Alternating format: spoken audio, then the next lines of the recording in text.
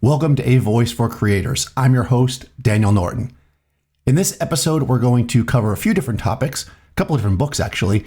If you haven't been following along this month, although I did start a little bit late, I've been going through The Daily Stoic here, which is a book by Ryan Holiday and Stephen Hanselman. And each day I'm just kind of reading a passage. There's one per day.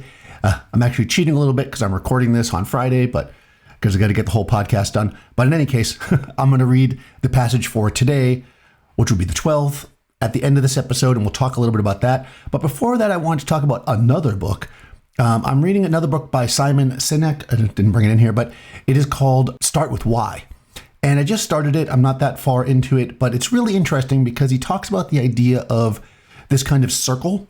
And in the center of the circle is why, and then it goes how, and then what. And he's talking more about companies, but we could think about this as creators as well. What we do is make portraits, or we are photographers, right?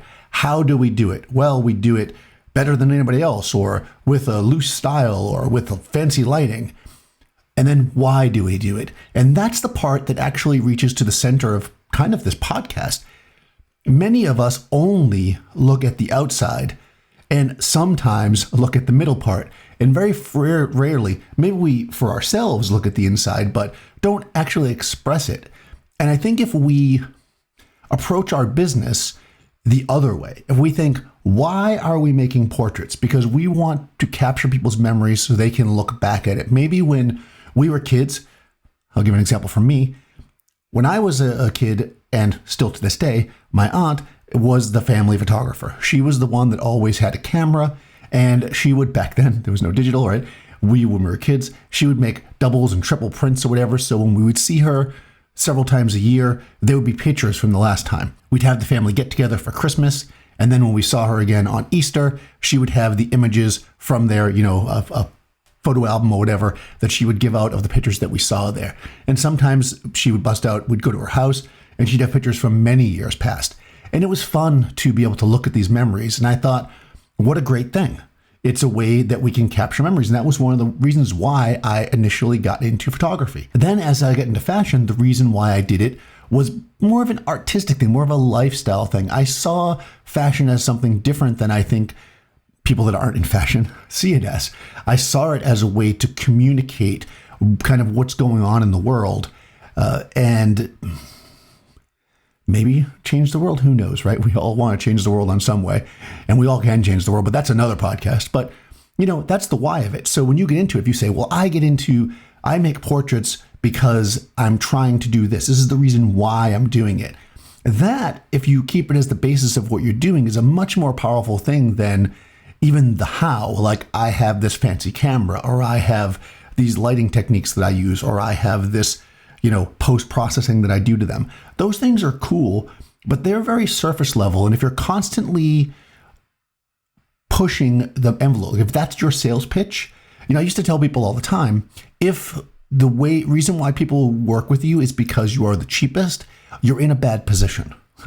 You don't want that to be the case. You want the reason people to work with you because of something deeper than that. And that something deeper is the why. And I think that's the direction this book is going. I'll probably talk about it again, but I just started. So I was like, oh, this is interesting. And on that note, I've got several emails from people and conversations on Discord that I want to address in future episodes, but I just started this book and I thought it was really interesting. So I thought we'd get a conversation going. If you're not part of the Discord already, you can follow the link in the show notes to the Discord. There is an AVoice channel. Now, I have noticed that because of, bots and things, the Discord is set up that if you have a brand new account, you try to join, it won't let you. So if you've never used Discord before, sign up your account, wait a day or two, and then go there and try to join. Otherwise, it will immediately bump you out. And I'm sure that's what's happening. I see people get bumped out all the time. I'm sure not all of them are bots. So if that is the case, yeah. And if somehow you tried to join the Discord and you got bumped and you are trying to get back in, go ahead and I will put a link in the show notes to my Discord name so you can, reach out to me there, like send me a message basically, and I will try to get you in. Okay, so with all that technical stuff out of the way, let's jump back to this for one more second. So why do you create? Think about it. You don't need to share it with me, although it would be nice. You could do it over on the Discord or call into the show. I'll put information on how to do that at the end, but Why do you create? Think about it and make that the basis of how you promote yourself or try to expand your business in the future, and see what a difference it makes. Okay, so like I said, I've been reading the Daily Stoic each day and talking a little bit about it. Now, I'll point out too here that if you haven't been following that these are kind of generally branched in, and the interpretation of the philosophy has to do with different themes. I'm always going to focus on creativity. So, if you read the book, it's actually really cool. You should pick it up. I put a link in the show notes. It'll say something underneath it to explain that. I'm not reading that part. I'm just reading the quote from the philosopher. So let's take a look. Walk the long gallery of the past, of empires and kingdoms succeeding each other without number. And you can also see the future, for surely it will be exactly the same, unable to deviate from the present rhythm. It's all one, whether we have experienced 40 years or an aeon. What more is there to see? Marcus Aurelius. It's all been done, right? That's what he's saying there. We're in a postmodernist artistic society. When I was in school 20 years ago, we were already beyond postmodernism. So that's a common thing we say. It's all been done. When we try to create something, we should approach it with our why, like I just talked about, but also know that things come in cycles and that's not a problem. Just because what you're creating is not 100% unique to you does not mean that it's not valuable and not powerful. I've told this story before about how I got all excited about a technique that I thought I discovered with lighting, where I used flash and tungsten film on the beach, and it created, this really ultra blue sky. And the second I showed it to one of my mentors, they knew exactly what it was. I was going to explain what I did, and they just looked at it and went, "Oh, tungsten film with flash on the beach with the super blue sky. Well, I used to do that 10 years ago," or whatever they said, And that's the thing, right? It's like nothing's new, right? But it's new to us, and how we use it is new. So you might look at something and go, well, all right, people have already done pop and blur or star trails or flash outside or whatever. It's all been done, but that doesn't mean that it's not still valuable. In fact, we can look to the past for inspiration to the future, because it's going to repeat itself eventually anyways, right?